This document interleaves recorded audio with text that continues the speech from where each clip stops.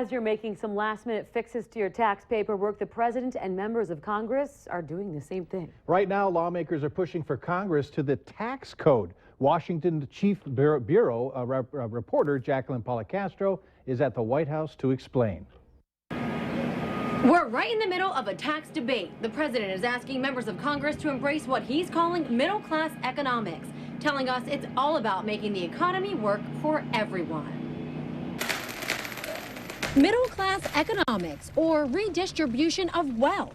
The president says we're overtaxing the middle class and giving too many tax breaks to the rich. Even though we've got a system, a free market system designed to incentivize us all to work hard, we admire success.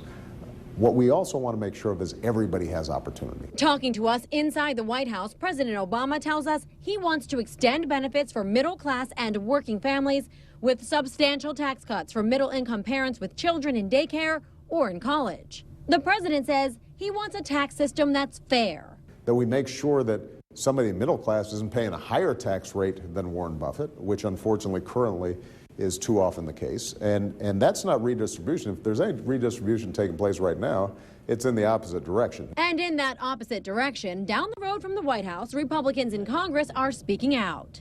If I only did the things the president wanted me to do, I wouldn't take this job. North Dakota Congressman Kevin Cramer is one of the lawmakers supporting the repeal of the estate tax. The current estate tax applies to estate transfers in excess of $5.4 million for individuals and $10.9 million for couples. Those estates can be subject to a 40% tax rate. Cramer says the tax punishes success, calling it bad for community, bad for the economy, and immoral. American farms and ranchers, North Dakota farms and ranches, are, I think, typical of a lot of family small businesses, but they may be a little atypical in the sense that they're very high valued, but very illiquid.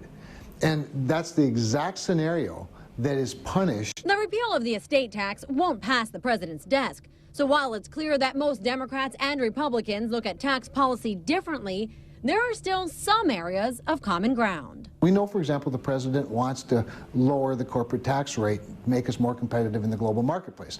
The United States has the highest corporate tax rate in the world, by far. On that optimistic note, lawmakers I talked to on Capitol Hill say they're holding out hope. They believe some sort of comprehensive tax reform will happen by the end of the year. From the Valley News Live Washington Bureau, I'm Jacqueline Policastro. Now, the U.S. House voted to repeal the estate tax. The vote was 240 to 179, mostly on partisan lines. The president has already said that he would veto the measure. There is a big reinstatement official tomorrow in Minnesota. That's right. Adrian Peterson backbone to his teammates want him. We hear from one that was here in Fargo today. That coming up next.